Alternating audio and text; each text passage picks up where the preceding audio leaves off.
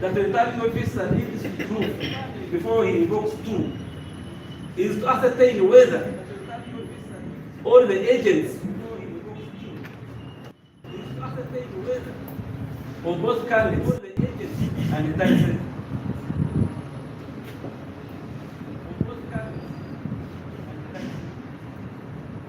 Then the question below to you will be,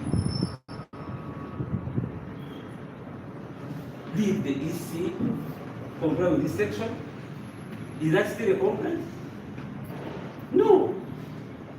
And mind you, this is not strange. This is not strange. In Amama Baba's 2016, I will provide you a copy, but I won't read the relevant extract at page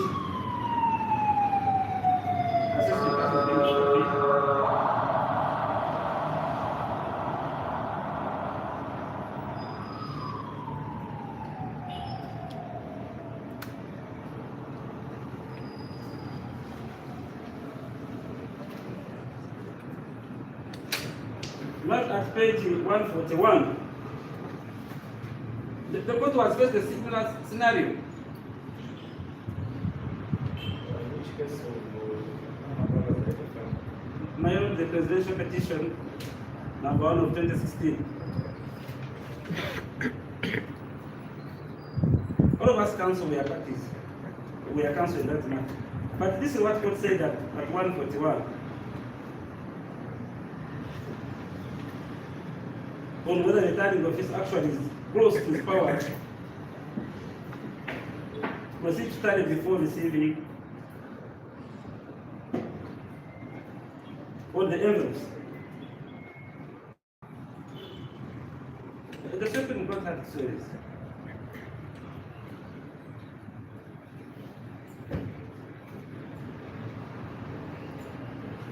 I'll read this, but I will get to the relevant.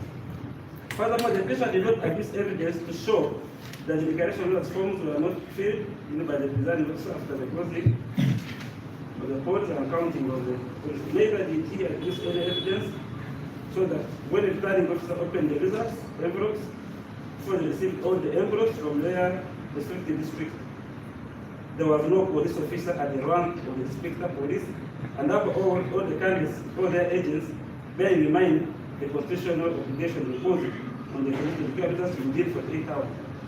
Now, this is what captured the same scenario. That you must go and prove this when I report that if you have a legal grievance under this section, prove 2 things. You do not have agents in the title center. That's the number 1. Number 2, there was no police officer under that rank.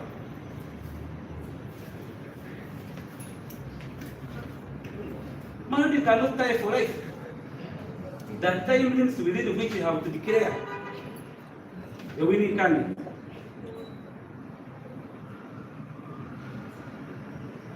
So the petition is not at liberty even to abscond or to make his agents abscond from there. If one is missing, at least have a police officer.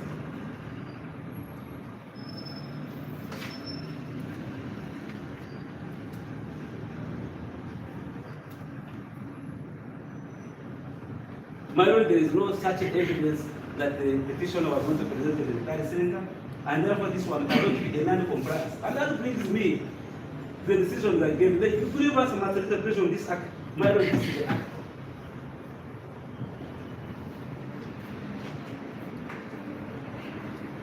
My lord, we are faced with the question then which other law did not, did the second question not comply with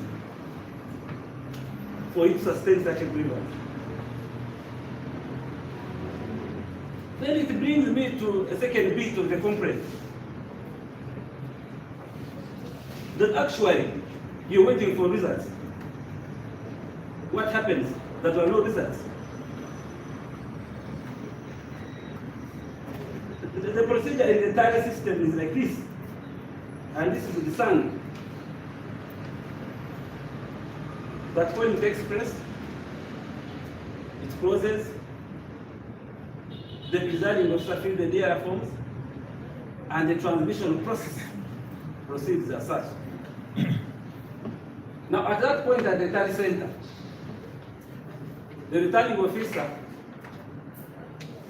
is receiving results.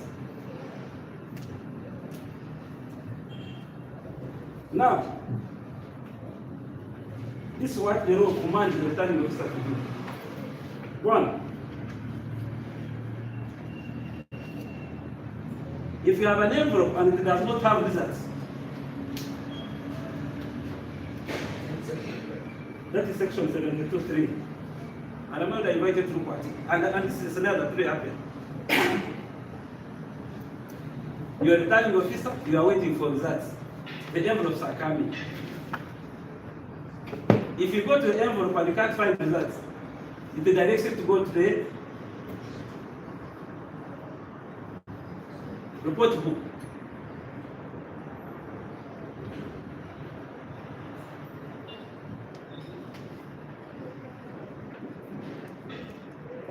The law commands the returning officer, look at the preserving officer's report book.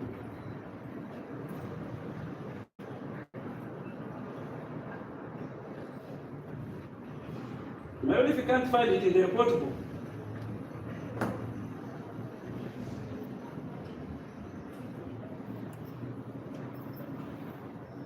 the law commands you to go to the ballot box itself.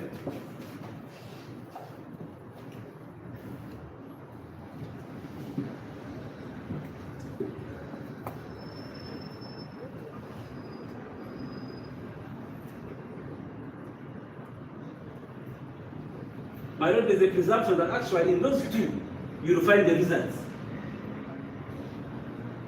The second thing the Lord commanded you to do is to reseal. The only requirement you need is again to have the other police officer at that rank.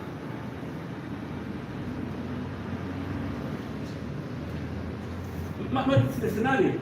Now at that point, if you can't find those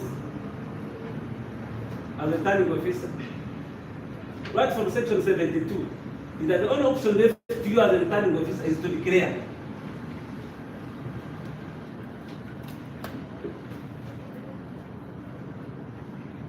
My Lord, the law does not tell the returning officer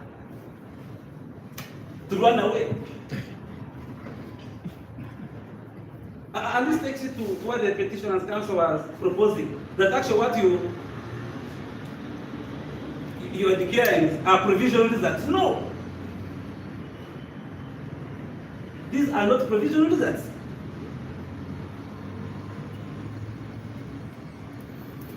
I'm yet to be convinced by the petitioner in the brief set in my grandma's case, Ode's case, and Jim was, that the returning officer never complied with this section. The only option left is to declare as a returning officer. Another section, my Lord, is what you write and noted yesterday in the case of dating Zani. Those exceptions. And I invite you to write in this case. Those exceptions that they gave. 2, if results can't be found. 3, if they are missing. And by the way, this section does not even impose a duty on the returning officer to inquire. No. It only commands him that now that you have suspected that you have all this, there are possible ways of where you can find the results. The vote book, the ballot box. After that, proceed to declare. And if you do that, you have not, that is not non-compliance. And my Lord, we have been guided by the Supreme Court on such a command of the legislation in sit and several ways. My Lord, this is the election petition appeal number 6 of 2009. It is not up to the suitors, the petitioners, propose a sanction within the law or to amend it within the law. My Lord, while the Supreme Court was dealing with Section 50 of the Parliamentary Elections Act, then it was on the other forms. My Lord, in that case, that some users were declared on the woman, the dear forms of a woman, district woman member of Parliament. And the argument was that this was not a prescribed form. And what has this to say? Now, to observe the second phase of the Parliamentary Act, which describes the procedure in regard to education of these forms, does not prescribe what will be the effect or consequence of its non-compliance. It appears to me, and that is all, that the section is directed in the sense that it directs how election results and paperwork collected here which should be done. Mere non-compliance with the state in the procedure will not affect the results. And the appeal was dismissed. And in my Lord, when you retire to write a judgment, you retire a look and address yourself to that decision. When you read section 72, it gives you the procedure.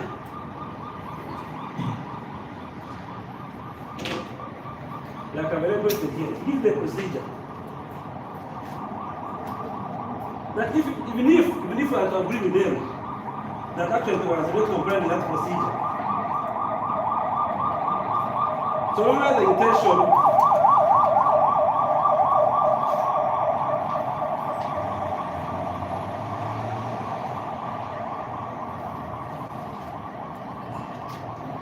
of the returning officer or an administrative body like Electoral Commission is achieved, it is not for the petitioner to say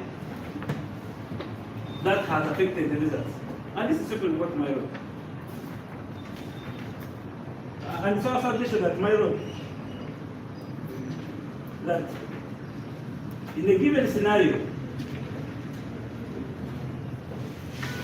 the petitioner cannot purport to say that EC did not comply with the provisions of tariff and declaration. And actually, and indeed that was not provision there. And the question would be, then what would be the final result? And where do you read the provision results? My Lord, the results of an election is to be in the return form.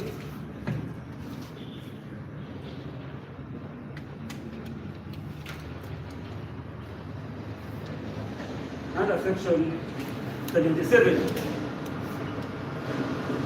the Parliamentary Elections Act. Whether that return form was properly filled is annexed to the petitioner's petition. So the process was complete. The tally sheet and the DIA forms of 183 polling stations, which translated into 92.7% of the registered voters of Kawai.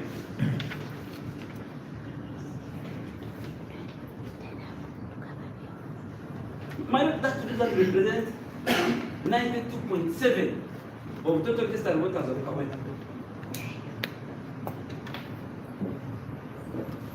That now you are first take a decision between 6%, representation of 6% or 7 vis-a-vis 92.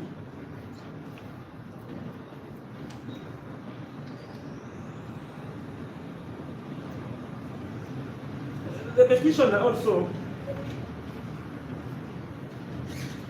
had strange proposals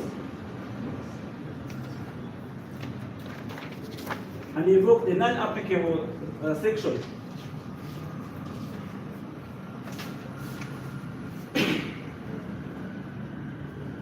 But if I take into that matter, then in the circumstances, what is the returning officer after declaration as responsible as administrator of elections. What did he do? When you read the affidavit of the returning officer, I think it's paragraph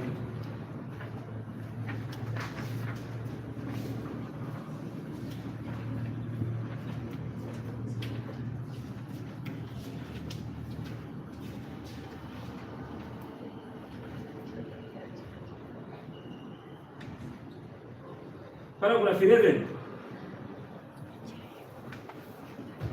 That the following day, the returning officer reported to police.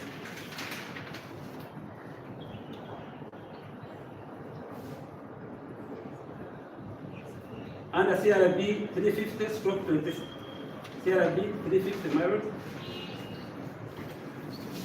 /2025, and CRB 356/2025. Probably that's what an administrator or returning officer will do for them to investigate. What was the report about? The report was about the violence that was reported to him on the 14 polling stations. And I was thinking that to evaluate.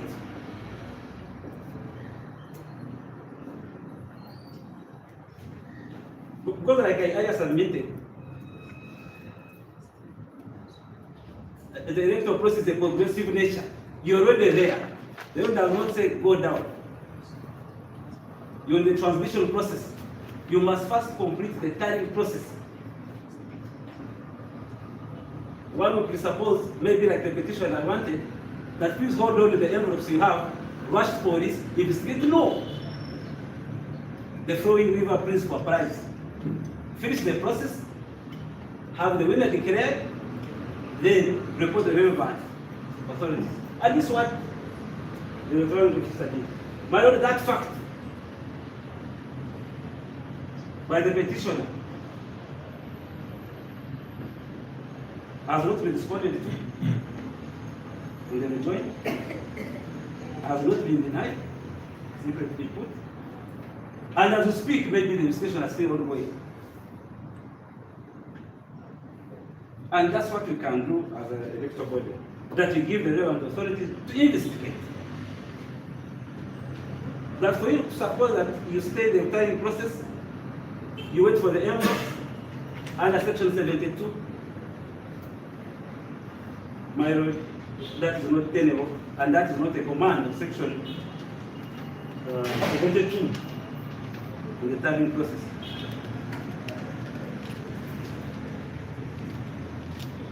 My lord, we take it to the fourth conference of the petitioner.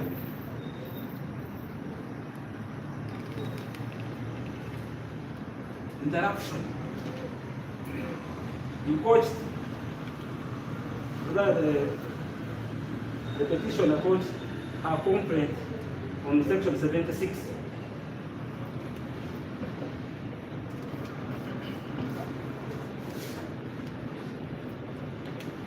Interruption, postponement, and counting tally process. Madam, you're faced with a very peculiar situation. What this section presupposes is that actually when the violence erupts, we are given the time to prepare and safeguard the electoral materials. That's what it presupposes.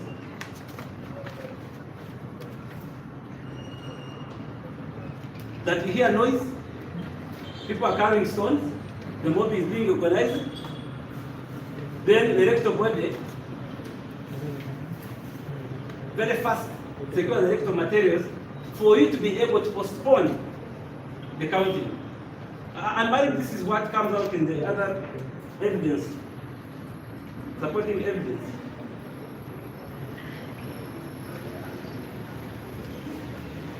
What is not in quotation is that the polling process was peaceful in the 14 polling stations.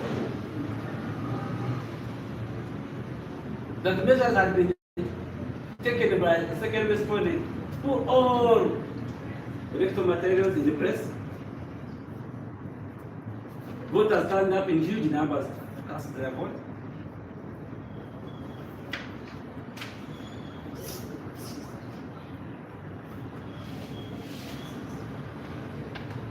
polling closed at 4, with no major incident reported by the petitioner. Only other person in the electoral process.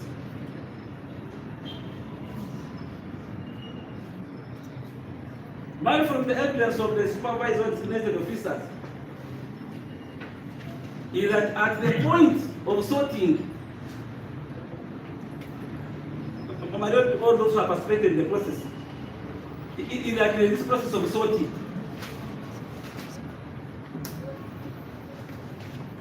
Nambi FARIDAH is here. NALUKOOLA, it is here. Seregot is there.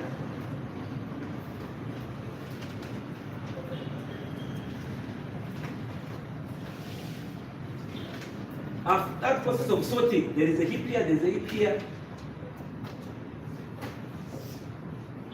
Now, the winner will be suspected. The ruler is suspected. And I don't want to be misquoted for me saying that maybe this could have been attributed to any of the parties. That is when the mob came in and smashed, destroyed the key electoral materials. And these are the key electoral materials. And that's taking back section 72, because you cannot evaluate section 76 in this total disregard of section 72. What were the key electoral materials? 1, the report book.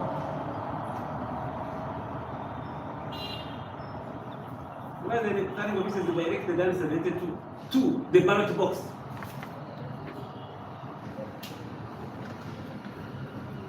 3, the DRA forms. My lord, that is the process that the 14 points that was interfered with.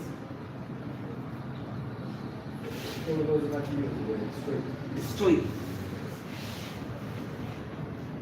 It's an act of God, maybe. But that's an act of Satan, because.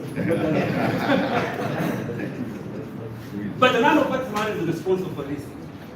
And man benefited. But not to be different if the winning candidate gained a fair advantage. And how do you tell that you have gained a fair advantage? If at that point maybe the rest of other politics had been done, that may be number 1. You say maybe this one gained because he was losing, they be organized. And then of course suggestions for the other parties. None gain. My only person, a petitioner, cannot come to this court to take advantage of this act of Satan. To take us back to the polls. I remember this is where I want to read that this court now he has been under Article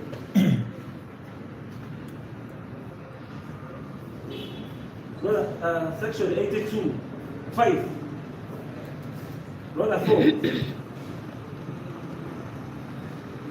That persons who are duty to inquire what has been said is the inquiry could be the evidence, and indeed it is this evidence, that before you take your decision, make a thorough inquiry.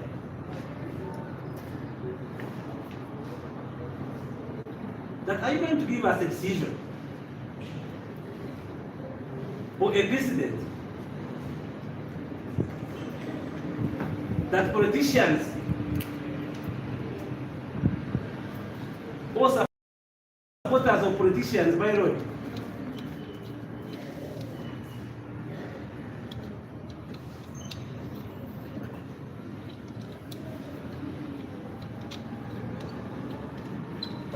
or politicians, married or supporters of politicians,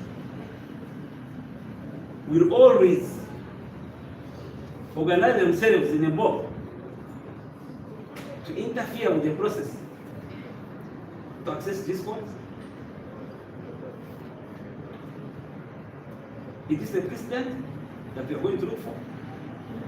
Moreover, in a situation where none of the parties benefited,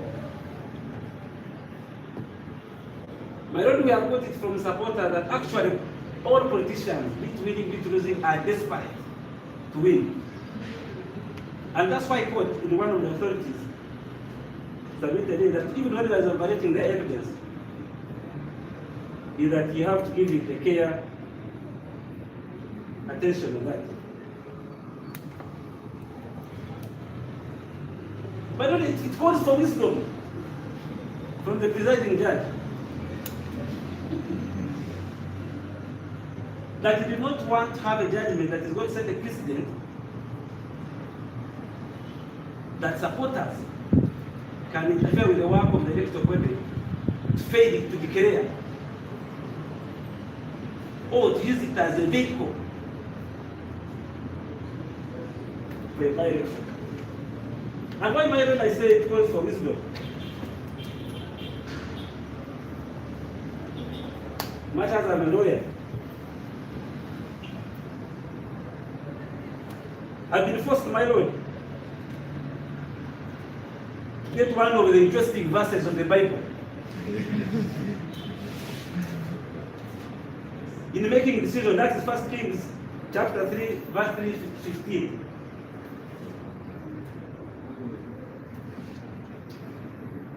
And my lord, this is about the story of King Solomon. We are all familiar about that story. When he was confronted with a child, and the child is Kawempe, and he said, now what do you want? The other person said, kill. I'm not filling the petition, I don't want to discuss it.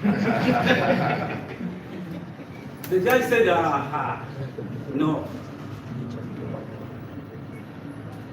My lord, you need that wisdom. Because this death only calls for wisdom. But my lord, it also bothers you that at cross-examination of the petitioner, she says, I couldn't get 100 in the 14 polling station. Yes, I could win in some, but I could not get 100.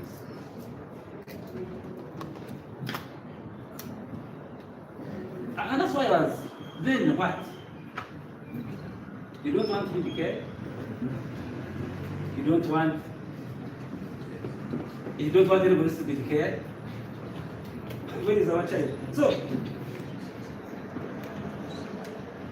under the inquiry, my lord, that is an area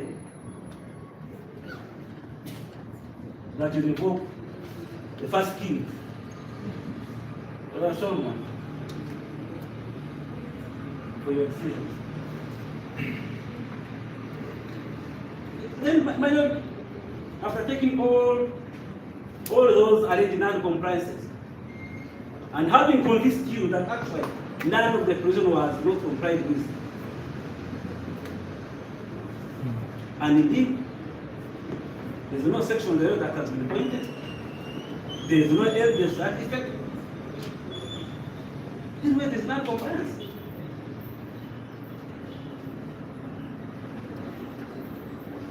As for petitioner, at least not the petitioner, proposed. That's why they didn't postpone and count. I've already submitted this one court. That was impossible. Even if this court directed today to conduct election, I don't know what it will be, in the 14th. It is not possible, my lord, and the principle of adult suffering. Even if it was the following day, it is not possible for the electoral body to have even to propose to have elections Why, my lord? Is that the timing of the mob had frustrated or had an effect on the entire constituency. Why, my lord? And this is what I'm submitting. One, that the results of other polling stations are already been announced, and that has an effect of the proposed election, the 14th. So the body itself, the second responder, would not. And simple reasoning, none wants, at times that the majority want to associate themselves with the losing candidate. So the results in other polling stations would have an effect on the 14 polling stations. So that is not even possible. So one, you can't order for or postpone elections or repeat elections because the already declared results of these other polling stations will have the effect on the 14th. And it's simple principle. Because under this election, that even one voter can make a difference, and that is not available. So, counsel for the petition and in this proposal for that. What were the rush? No. That even if it is today, you can't have that election in the 14th.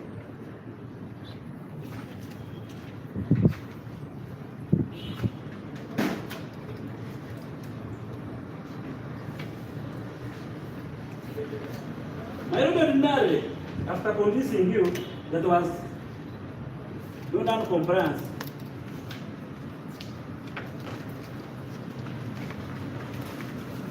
I would still have stopped at this. But if you're inclined, my lord,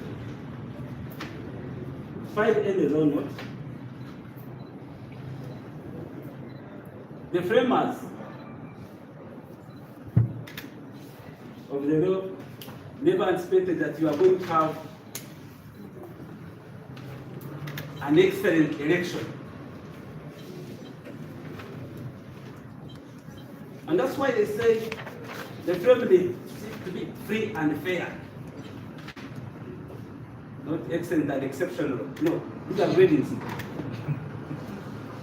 That is number one. Number two, that actually it is not enough to annul. It is not enough to annul.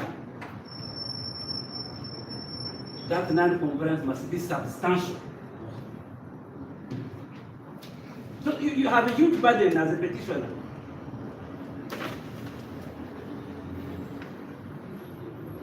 That will test my role.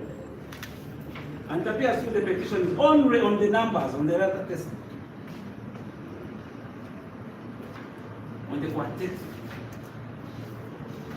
And this is why our point of departure is. I really associate myself with the principles of the law. In as far those authorities are applied to my law.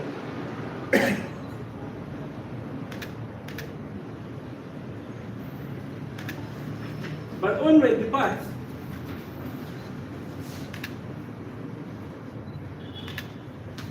where my lord,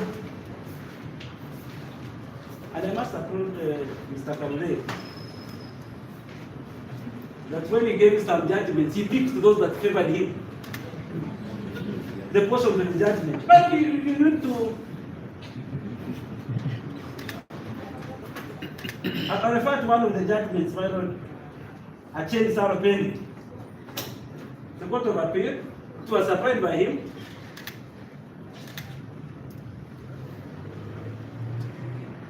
And my lord, I'll refer you to page 21. I'll give you my copy as well. What did we consider?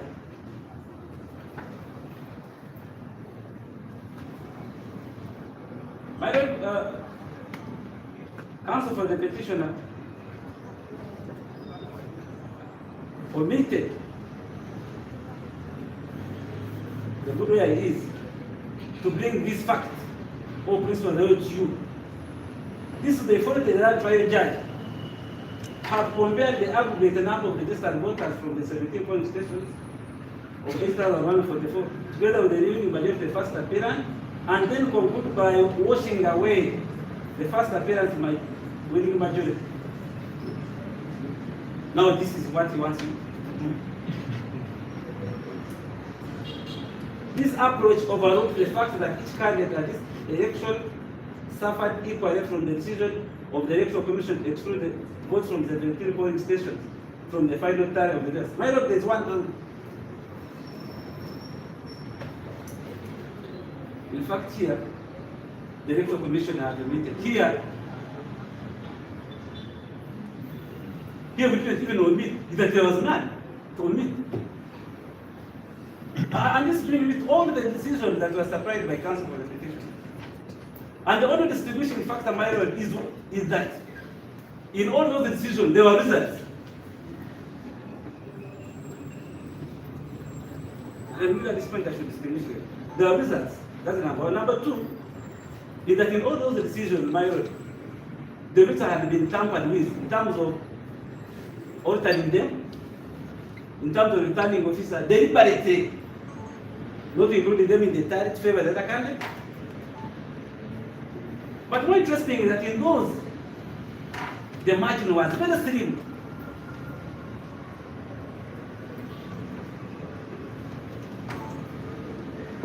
I invite your lordship to look at them as well and be able to reduce the fact that indeed they are not happening.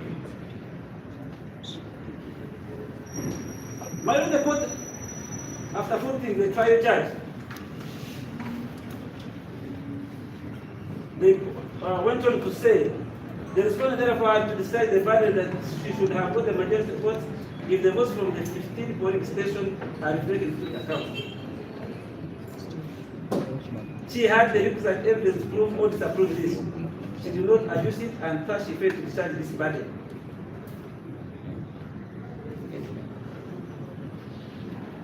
So, my lord, all along, what Council for the Petitioner was to invite you to consider the 16,640 registered voters vis-a-vis the difference, which is 8,000 plus. My lord, this judgment, which supplied by himself, says no. That is not the formula. That you cannot give here and wash away. Because you owe the petitioner, the respondent, you suffered equally. My lord, this is submission of course. There's a common level, but it highlighted a very what he wanted and omitted the part we want you to rely on, my lord.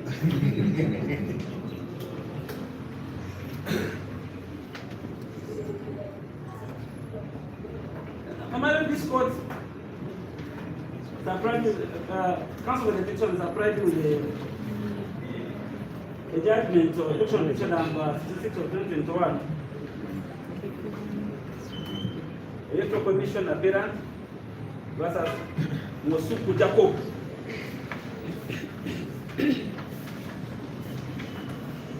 I also want to distinguish. I want to distinguish this judgment. One, that it is not applicable in the trial of parliamentary elections.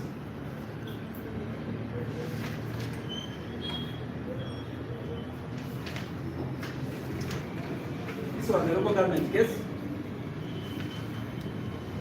And if my lord, I'm saying it is not applicable,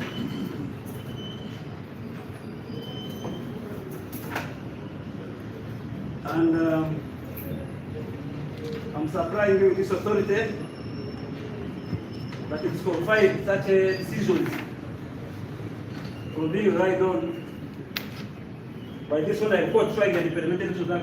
And it's very simple, my lord.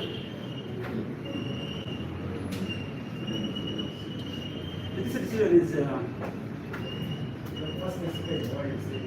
Read. Must explain why. Yes. Yes.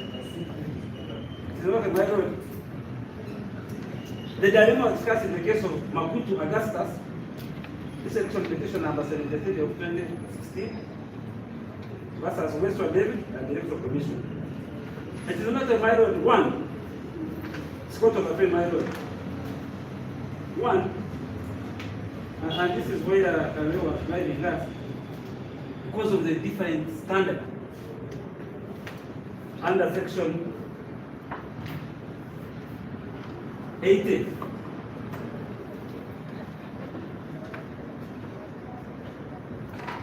My lord, the standard under Parliamentary Election Act and the local government is different. And without labeling, I'm going to read you the extract, the decision of court. Most especially the one of criminal.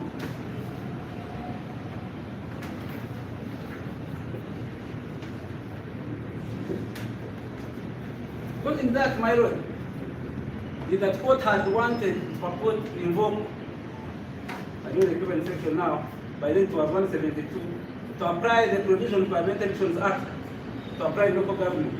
Court said no. The standard is of balance of probability, it does not exist in local government, my lord. What you are required to prove is satisfaction of court.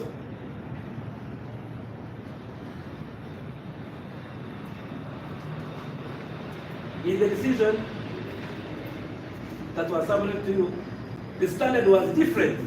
Satisfaction of court. My lord, here, as well as submitted by counsel, and he took the different decisions on the balance of probabilities, it is not available in a trial of a local government petition. I submit.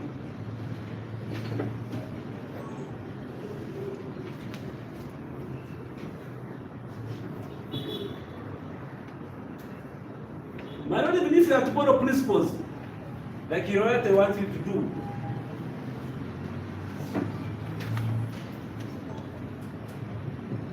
it will still be distinguishable.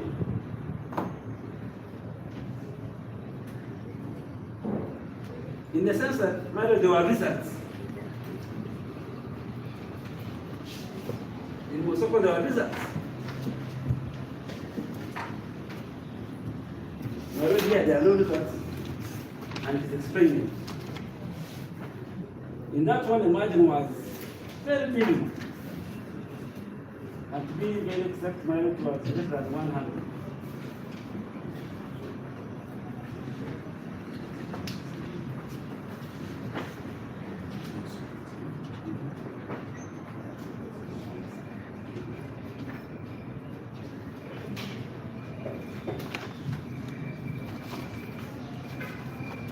So, my lord, you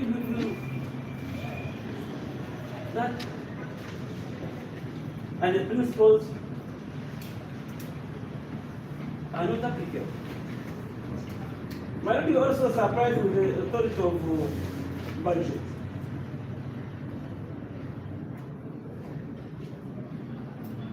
It's also a submission. You cannot apply. It's in the budget. Like I said, there are also results.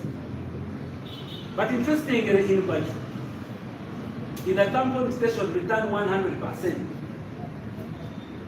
and was doubtful. So when as you evaluate it, you find out that in budget, there was evidence adduced that up to some people had traveled, some were dead, some came up to say I never participated. They should have. Therefore, would you get 100% in the polling station? The scenarios are different. My lord, you're faced with a new scenario.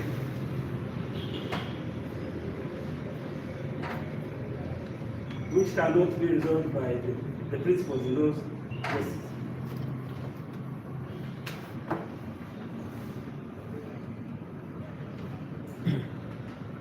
I read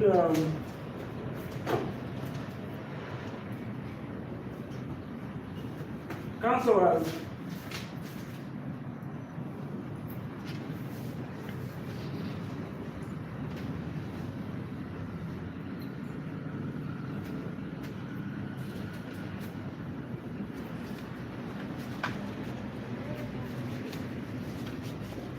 Given that, my lord,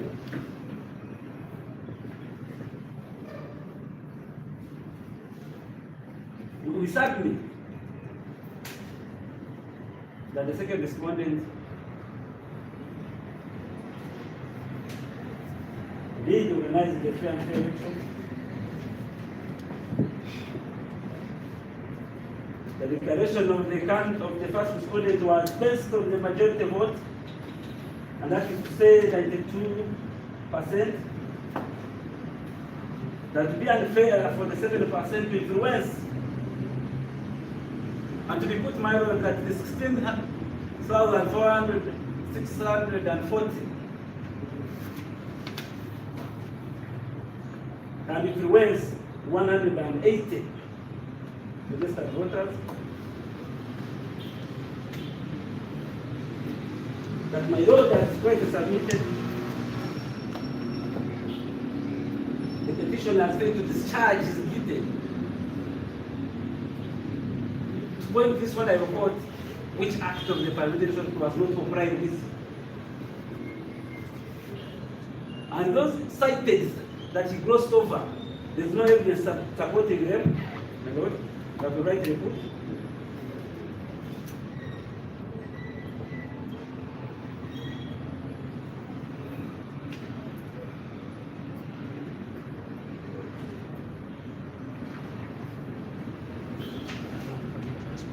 And finally, you'll be pleased to dismiss this petition. My Lord was post regarding one. And that's a government actually his interest is not in this petition itself. That my Lord will be our post.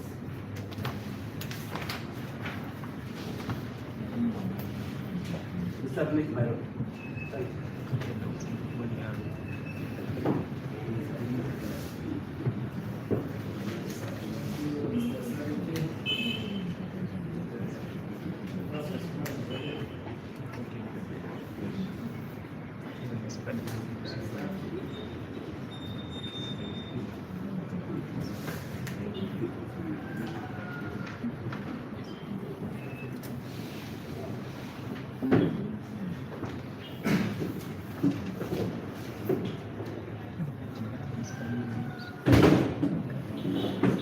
My Lord, that morning, and my Lord, for the record, Alex Mudanda. My Lord, for the first respondent, our submissions in reply will be structured, and we shall flow the same way we did for the proceeding. We'll have 5 of us handle the different issues that we handle. However, for the preliminaries, I will briefly make a response to the preliminary objections that were raised by counsel for the petitioner, after which I will take leave and senior counsel Babazi will come on later. My Lord, there were basically 3 appeals that were raised. The first one, counsel for the petitioner is asking courts to strike out number of affidavits sworn in support of the answer to the petition on the ground that they are predated.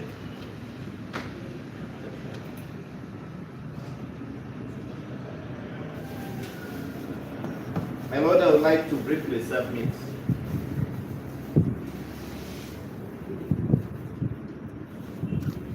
that the preliminary objection itself is misconceived and not grounded in law.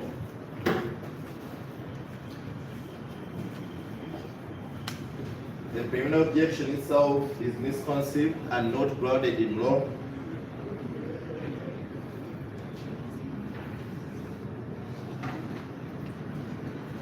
Because Rule 8.1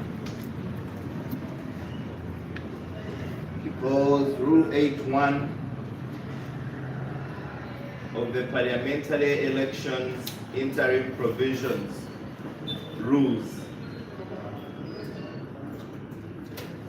that Council cited in support of the criminal objection does not talk about predating,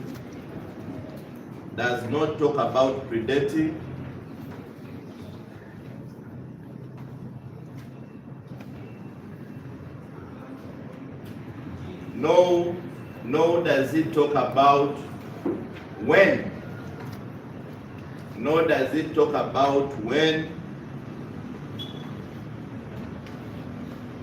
the various affidavits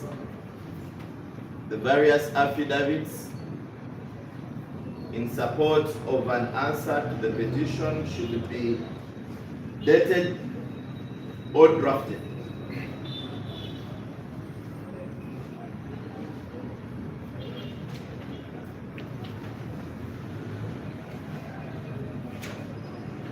My Lord, Rule 8.1 referred to above is to the effect that upon being served with the petition, the respondent should within 10 days file his answer to the petition with the accompanying affidavits.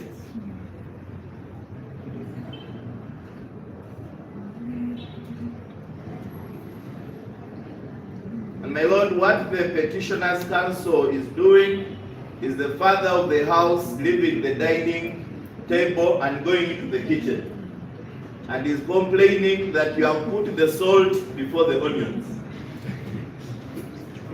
My Lord, within the 10 days that the respondent has under Rule 8.1, he's expected to gather his evidence in those 10 days. So if you have a number of allegations against several people, whatever day you get them in the 10 days is fine. What the law requires that when you're filing, all these must accompany. Now, there is no evidence on record, my Lord, that any of the affidavits that is complaining about was filed in court before the respondent's answer. What we have on record, my Lord, is that the answer, together with all the evidence and affidavits, were filed on the 24th.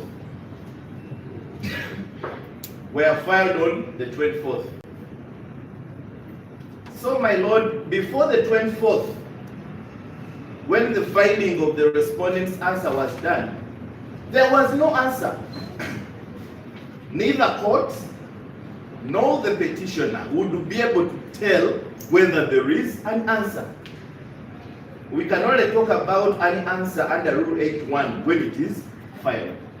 And my Lord, there is no evidence on record or adduced by the petitioner to show that there were any difference in filing dates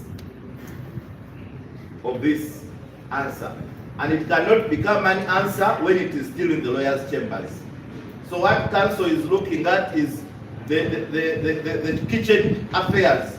He peeped into the kitchen. But what we are saying is that under Rule 8.1, you wait for the food at the dining table. And it came to the dining table on the 24th. And my Lord, precisely, there is no issue as far as those affidavits are concerned. And we beg that the court be pleased to overrule the objection. But my Lord, in the alternative, even if we are to say that there was a problem in putting salt before tomatoes or mixing them up, my Lord, one of the authorities that was supplied by the petitioner's counsel under Volume 3, my Lord, in the bundle. That is Muhindo. Rema versus Winfred Kiza. My lord, on page 886. On page 886. My lord, that's volume 3.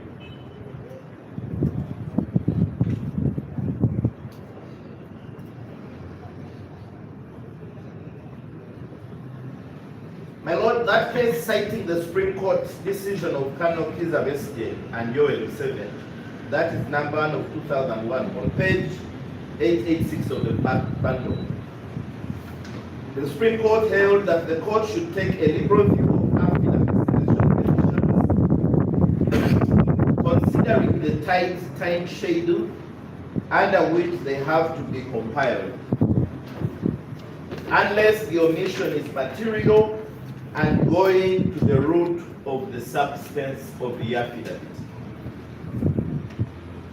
My lord, when a respondent is served with a voluminous petition of over 1,000 pages, with a periphery of allegations against everybody in every corner of the constituency, it is not possible, as counsel would want it to appear, that you collect all these people, they leave all the work they are supposed to do, so on the final day when for you are doing your affidavit is when you should now start getting their evidence. No. And what we have been doing in election petitions, the moment you are served, you get a number of lawyers, and each lawyer handles different people. Respond, respond, respond.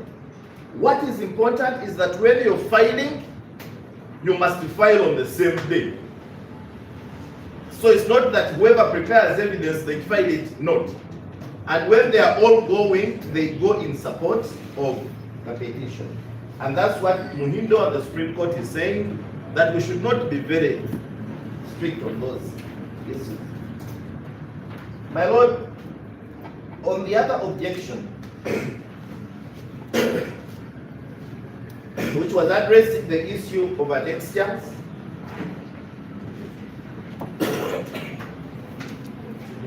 on the issue of annexure, my lord counsel took at length to impeach this particular annexure, and we, on observation of the same, note that this annexure was intending to support evidence on the total number of registered voters in the 14 polling stations vis-a-vis the total number of registered voters in the constituency. And this is a document, as alluded to by the first respondent, had been obtained from the Electoral Commission.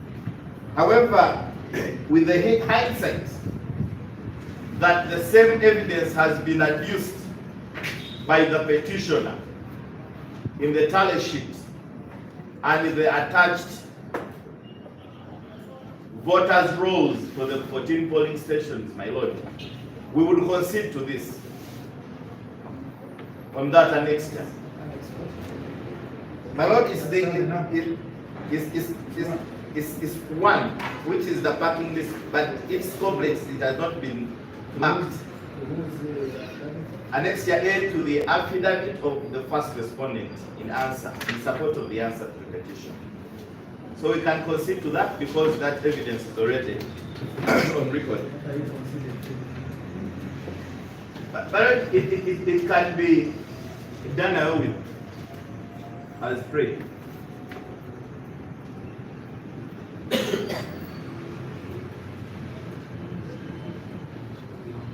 My lord, the third and last appeal that was raised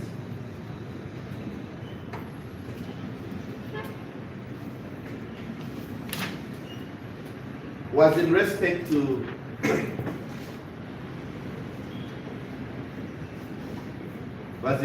the affidavit of Nabako's Rita.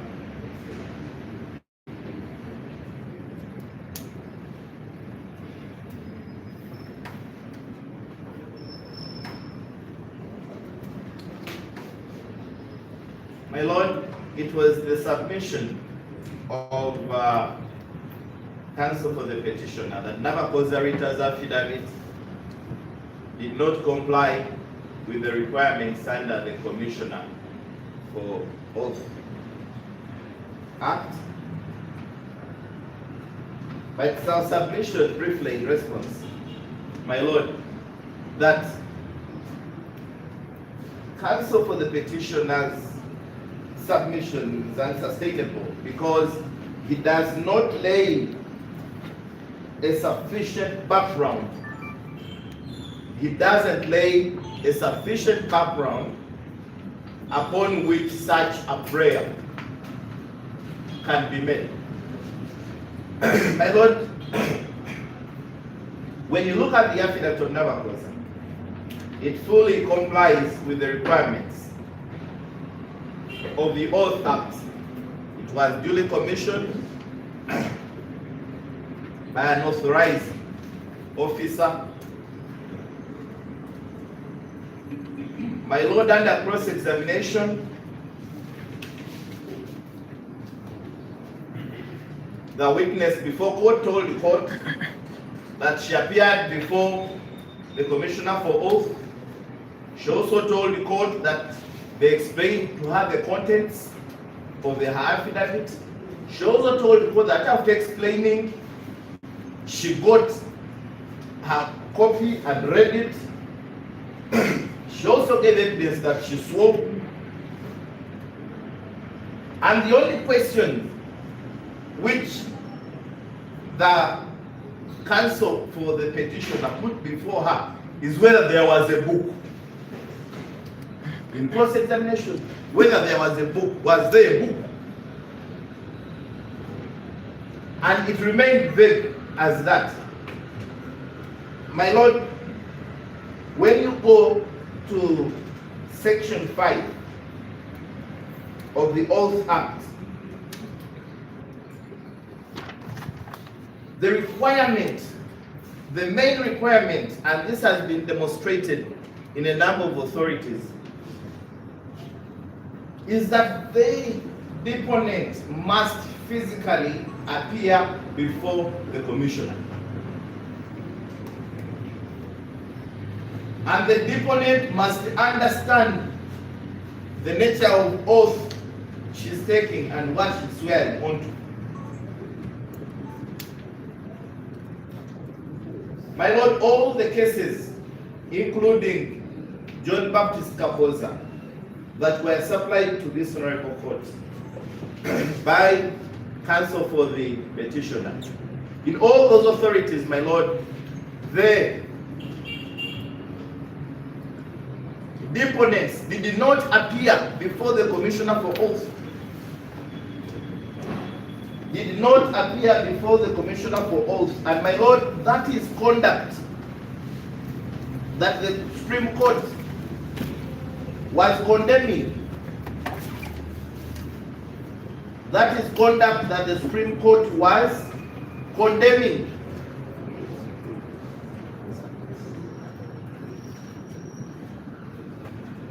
And my Lord, that is distinguishable. And that is distinguishable on how the oath is taken, the mode of taking the oath is a detail. Under section 5(2) of the Oath Act, it can be by Bible, it can be by Quran, or any other custom or mode acceptable. Because we have people who don't even, they are Christians, but for them when they are swearing, they don't touch the Bible. And that is them. Others will only put their hands up. So it's not about a book. Even a book does not mean a Bible. A book can be a book as a book. And that's the only question which counsel asks. So it is very insufficient to lay a background for a PO, as counsel would want courts to believe. And finally, Council made an alternative prayer.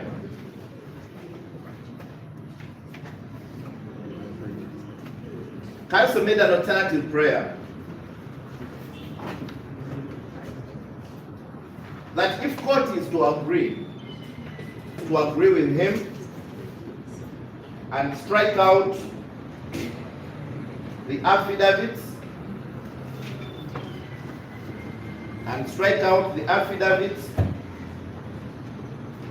of Namakosa, then even her testimony on oath in court should be expunged, should not stand. My Lord, I would associate with the same if I was the petitioner also.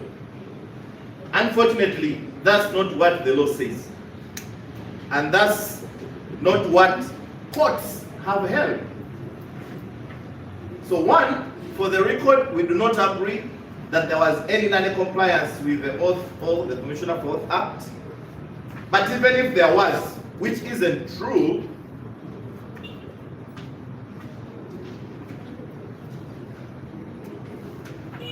the Court of Appeal, my Lord, in the case of Mugema Peter versus Mudiobola Bet Nasa, we shall rely on this authority later on other issues. My Lord, that is Election Petition Appeal number 30 of 2011.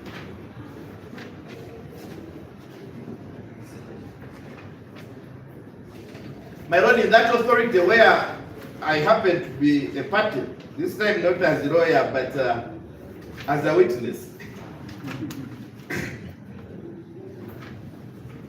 How do you deal with viva evidence? The evidence that the witness gives here. In the event that the affidavit is expunged, which cannot be done in the current circumstances for the reasons I've given, you also ignore the evidence that a witness gives under oath, and that this oath the same as the first oath that was taken before the commissioner affect this oath when the witness comes to court. My Lord, in that decision before you, I also encourage my brother to read there. My Lord, page 17.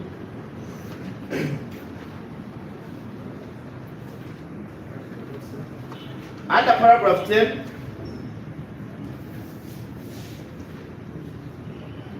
my Lord, the court talks about how evidence should be given here under section 58 of the Evidence Act in these election petitions. When the witness comes here and takes oath, they are treated the same way we treat them in civil proceedings. That's why the moment she comes here and he takes oath, they are cross-examined on what they saw, what they did, what. My Lord, on 17. Yes. Section 58 of the Evidence Act.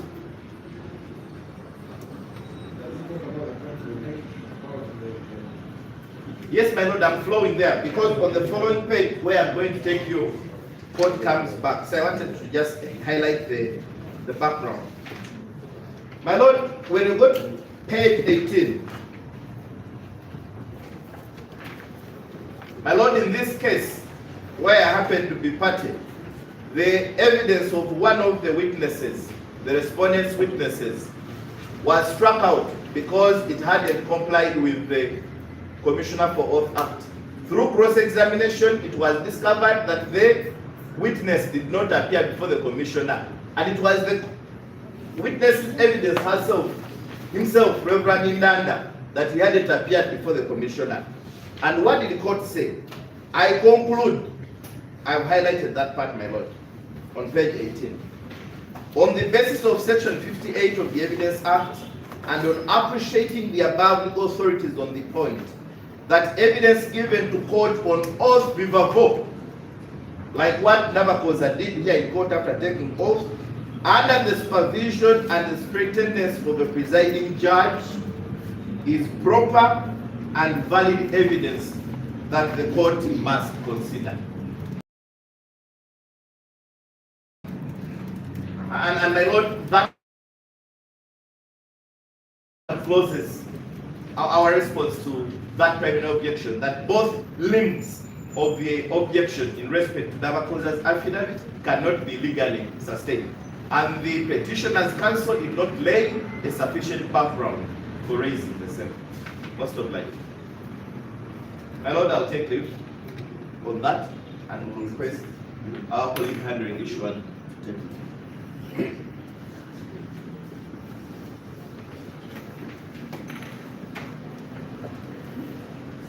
Which issue are you going to deal with? Issue number 1, my lord. Which is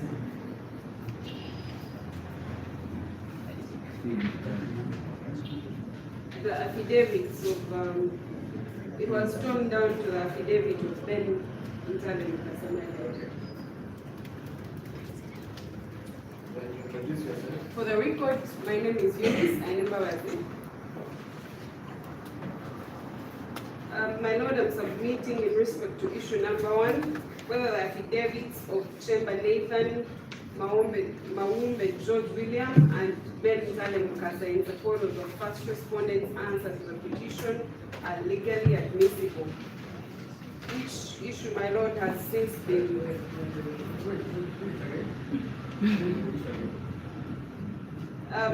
whether the affidavits originally it was whether the affidavits of Chamber Nathan, Maumbe George William,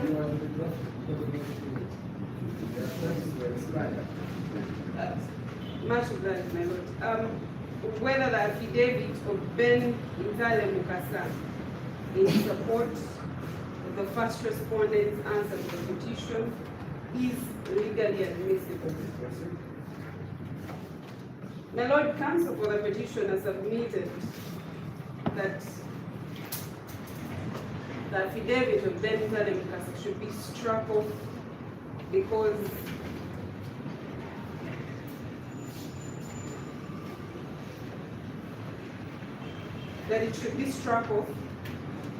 because he procured witnesses, George William Maumbe and Chamber Nathan. He says that the affidavit, that the witness participated in an illegality and should not be allowed to continue participating in the proceedings, my lord. But my lord, there is nothing illegal about the affidavit of Ben Mukasa. It fully complies with the Commissioner for Oaths Act. It complies with the Oaths Act, and it was deemed read by court. My lord, also the counsel for the petitioner had an opportunity to cross-examine Ben Mukasa, and he conveniently disregarded that opportunity. He did not even make a prayer to cross-examine him among the people that he wanted to cross-examine. But now he wants to turn around and make presumptions and allegations and submissions from the bar about a supposed illegality. My lord, even when you peruse the affidavit of Ben Mukasa,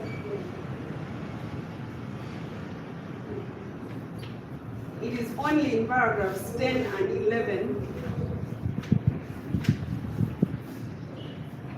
where he makes reference to one of the expunged affidavits of George William Maumbe. But even as he's making a reference to that affidavit, he only says that he had an opportunity of perusing, of looking at that affidavit. And that is all he speaks about concerning the expunged affidavit in support of the first respondent's answer. He makes no mention whatsoever of the affidavit of Chamber Nathan, But most importantly, my Lord, which is a well-known fact by now in these proceedings, these two affidavits have since been expunged. So it is our submission, my Lord, that we cannot have a conversation about procuring witnesses, about the action being an illegality when the purported procured witnesses no longer have any evidence on the record. My Lord, what counsel is trying to do is to sort of raise the dead and the souls of the departed affidavits to rest. My Lord, counsel's submission about an illegality, the decision he has furnished to the court, all that is evidence from the back. There is totally no illegality. Totally. And to expunge Ben Zale's affidavit in support of the first respondent's answer, my Lord, is to deny both the first respondent and even Ben Zale Mukasa a right to be heard. It's against the tenets of a fair hearing, my Lord. The affidavit, Ben Zale Mukasa was accused of several acts of bribery by first the petitioner. These are fortified in the affidavits by the affidavits of Wanjala Solomon, Maumbe George William, Chemba Nathan, and all of them are accusing him of committing different acts of bribery. He should be allowed to defend himself. He should be allowed to respond, my Lord, which he has done and filed an affidavit which is already being read by court. My Lord, our prayer is that if it pleases court, only the two paragraphs, paragraphs 10 and 11,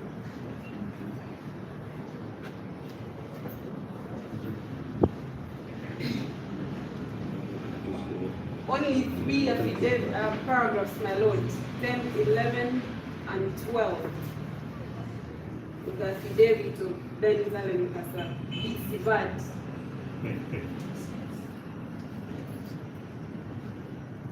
From his affidavit. My Lord, severing portions of paragraphs from an affidavit is not removable.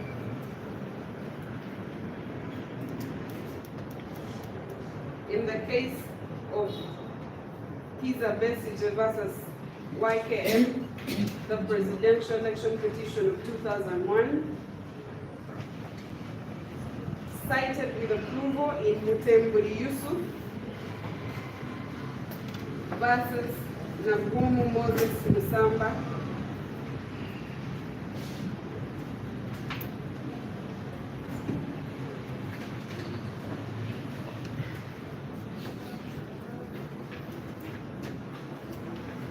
at page 16, my Lord,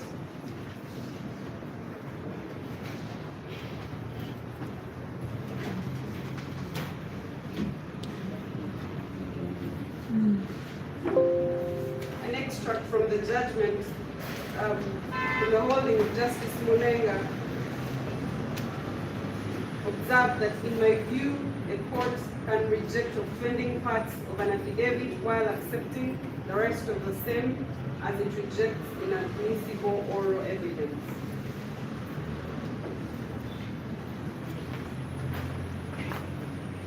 My Lord, we pray that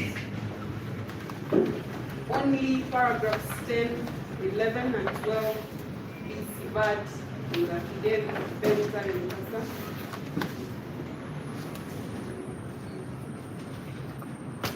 And the rest of the affidavit be useful for this court in evaluation of evidence, my Lord.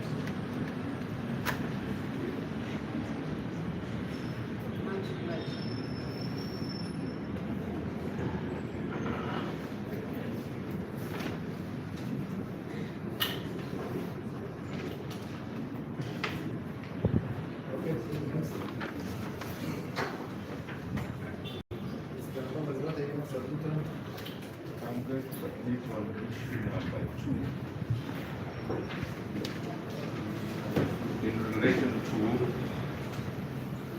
the factual output that we debate and running against the buttress them with the law, the case, sorry. Now you do the factual. Okay. So, Mr. Boss, let's take a short break. No problem. Let's review at 11.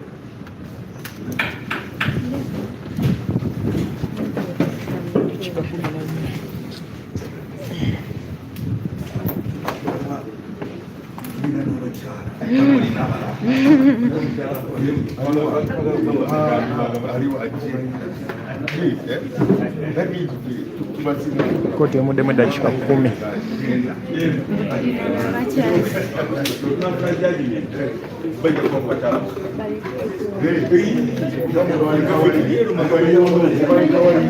Oli live ku Shalom Television Uganda. Mala kusa ku microphone tunyemu dakika 2.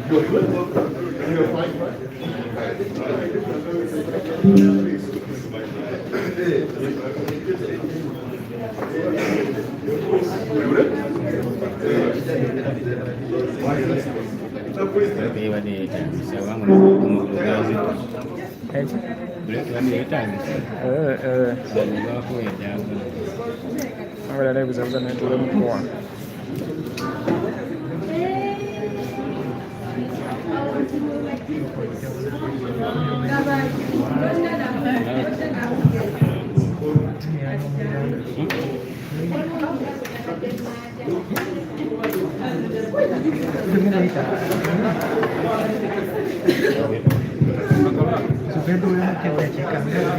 Mali?